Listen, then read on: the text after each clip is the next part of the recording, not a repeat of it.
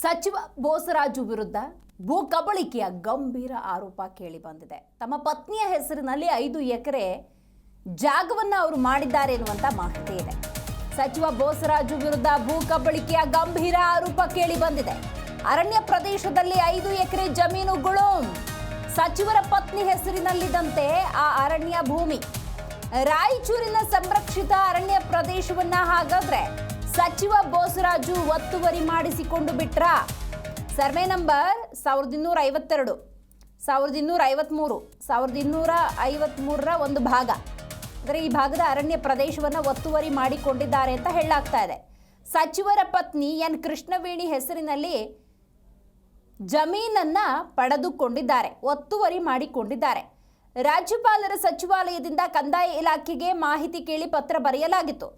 ಕಂದಾಯ ಇಲಾಖೆ ಪ್ರಧಾನ ಕಾರ್ಯದರ್ಶಿ ಜಿಲ್ಲಾಧಿಕಾರಿಗೆ ಮಾಹಿತಿ ನೀಡುವಂತೆ ಪತ್ರ ರವಾನೆ. ಪತ್ರದಲ್ಲಿ ಜಮೀನು ಒತ್ತುವರಿ ವಿಚಾರಕ್ಕೆ ಸಂಬಂಧಪಟ್ಟಂತೆ ಸೂಕ್ತ ಕ್ರಮಕ್ಕೆ ಒತ್ತಾಯವನ್ನ ಮಾಡಲಾಗಿದೆ.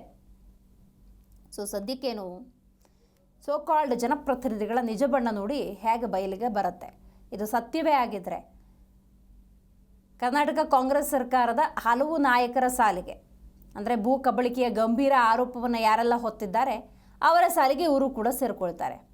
ಸಚಿವ ಬೋಸರಾಜು ವಿರುದ್ಧ ಬಂದಿರುವಂಥ ಗಂಭೀರ ಆರೋಪ ಇದು. ಪತ್ನಿ ಹೆಸರಿನಲ್ಲಿ ಭೂ ಕಬಳಿಸಿದ್ದಾರೆ ಎನ್ನುವಂಥ ಗಂಭೀರ ಆರೋಪ ಕೇಳಿ ಬಂದಿದೆ.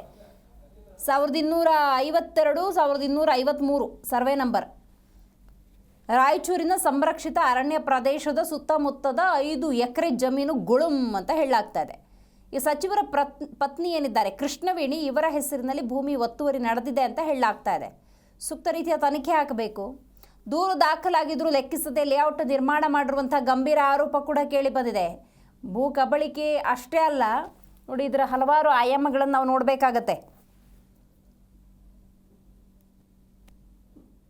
ಸಚಿವರಾದಂಥ ಶ್ರೀ ಎಸ್ ಎನ್ ಬೋಸರಾಜು ಅವರು ಏನು ರಾಯಚೂರು ನಗರದ ಹೃದಯ ಭಾಗದಲ್ಲಿ ಅರಣ್ಯ ಪ್ರದೇಶವನ್ನು ಒತ್ತುವರಿ ಮಾಡಿಕೊಂಡಂಥ ಈ ಪ್ರಕರಣಕ್ಕೆ ಸಂಬಂಧಪಟ್ಟಂತೆ ಗೌರವಾನ್ವಿತ ರಾಜ್ಯಪಾಲರಿಗೆ ನಾನೇನು ಲಿಖಿತವಾದಂಥ ಮತ್ತು ಕಾನೂನು ಸಮ್ಮತವಾಗಿ ದಾಖಲಾತಿಗಳನ್ನು ಸಮೇತ ಕೊಟ್ಟಿರುವಂಥ ಈ ದೂರಿಗೆ ಸಂಬಂಧಪಟ್ಟಂತೆ ಗೌರವಾನ್ವಿತ ರಾಜ್ಯಪಾಲರು ರಾಜ್ಯ ಸರ್ಕಾರದ ಮುಖ್ಯ ಕಾರ್ಯದರ್ಶಿಗಳು ಮತ್ತು ಕಂದಾಯ ಇಲಾಖೆಯ ಕಾರ್ಯದರ್ಶಿಗಳಿಗೆ ಸುದೀರ್ಘವಾಗಿ ಪತ್ರವನ್ನು ಬರೆದು ಈ ಬಗ್ಗೆ ಕೂಡಲೇ ತನಿಖೆ ನಡೆಸುವಂತೆ ಕಂದಾಯ ಇಲಾಖೆಯವರಿಗೆ ಸೂಚಿಸಿರೋದರಿಂದ ಸದರಿ ಕಂದಾಯ ಇಲಾಖೆಯ ಸಚಿವಾಲಯದ ಅಧಿಕಾರಿಗಳು ರಾಯಚೂರು ಜಿಲ್ಲಾಧಿಕಾರಿಗಳಿಗೆ ಒಂದು ಲಿಖಿತ ಪತ್ರವನ್ನು ದಿನಾಂಕ 4/4/2025ರಂದು ರಾಯಚೂರು ಜಿಲ್ಲಾಧಿಕಾರಿಗಳಿಗೆ ಪತ್ರ ರವಾನಿಸಿ ಕೂಡಲೇ ಸಮಗ್ರವಾದಂಥ ಸತ್ಯಾಂಶದಿಂದ ಕೂಡಿದಂಥ ವರದಿಯನ್ನು ಸಲ್ಲಿಸುವಂತೆ ತಿಳಿಸಿರ್ತಾರೆ. ಹಾಗಾಗಿ ಈ ಪ್ರಕರಣದಲ್ಲಿ ಗೌರವಾನ್ವಿತ ರಾಜ್ಯಪಾಲರ ಪತ್ರಕ್ಕೆ ರಾಯಚೂರು ಜಿಲ್ಲಾಧಿಕಾರಿಗಳು ಪಾರದರ್ಶಕವಾಗಿ ಮತ್ತು ಸೂಕ್ತವಾಗಿ ತನಿಖೆ ನಡೆಸಿ ವರದಿ ಸಲ್ಲಿಸಬೇಕಂತೇಳಿ ನಾನು ಈ ಸಂದರ್ಭದಲ್ಲಿ ರಾಯಚೂರು ಜಿಲ್ಲಾಧಿಕಾರಿಗಳನ್ನು ಒತ್ತಾಯ ಮಾಡ್ತೇನೆ.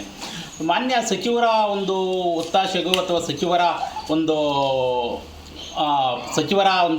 ಒತ್ತಾಸೆಗೆ ಏನಾದರೂ ಜಿಲ್ಲಾಧಿಕಾರಿಗಳು ಮಾಡೋದು ವ್ಯತಿರಿಕ್ತವಾಗಿ ವರದಿ ನೀಡಿದಂಥ ಸಂದರ್ಭದಲ್ಲಿ ನಾನು ಈ ಪ್ರಕರಣವನ್ನು ರಾಷ್ಟ್ರೀಯ ಮಟ್ಟದ ಹಸಿರು ನ್ಯಾಯಾಧೀಕರಣ ನ್ಯಾಯಾಲಯದಲ್ಲಿ ದೂರು ದಾಖಲು ಮಾಡುವ ಮೂಲಕ ಕಾನೂನು ಹೋರಾಟ ಮಾಡ್ತೇನೆ ಅಂತೇಳಿ ಈ ಸಂದರ್ಭದಲ್ಲಿ ನಾನು ತಿಳಿಸ್ತೇನೆ. ಸಚಿವರಾದಂಥ ಶ್ರೀ ಎಸ್ ಎನ್ ಬೋಸರಾಜು ಅವರು ಏನು ರಾಯಚೂರು ನಗರದ ಹೃದಯ ಭಾಗದಲ್ಲಿ ಅರಣ್ಯ ಪ್ರದೇಶವನ್ನು ಒತ್ತುವರಿ ಮಾಡಿಕೊಂಡಂಥ ಈ ಪ್ರಕರಣಕ್ಕೆ ಸಂಬಂಧಪಟ್ಟಂತೆ ಗೌರವಾನ್ವಿತ ರಾಜ್ಯಪಾಲರಿಗೆ ನಾನೇನು ಲಿಖಿತವಾದಂಥ ಮತ್ತು ಕಾನೂನು ಸಮ್ಮತವಾಗಿ ದಾಖಲಾತಿಗಳನ್ನು ಸಮೇತ ಕೊಟ್ಟಿರುವಂಥ ಈ ದೂರಿಗೆ ಸಂಬಂಧಪಟ್ಟಂತೆ ಗೌರವಾನ್ವಿತ ರಾಜ್ಯಪಾಲರು ರಾಜ್ಯ ಸರ್ಕಾರದ ಮುಖ್ಯ ಕಾರ್ಯದರ್ಶಿಗಳು ಮತ್ತು ಕಂದಾಯ ಇಲಾಖೆಯ ಕಾರ್ಯದರ್ಶಿಗಳಿಗೆ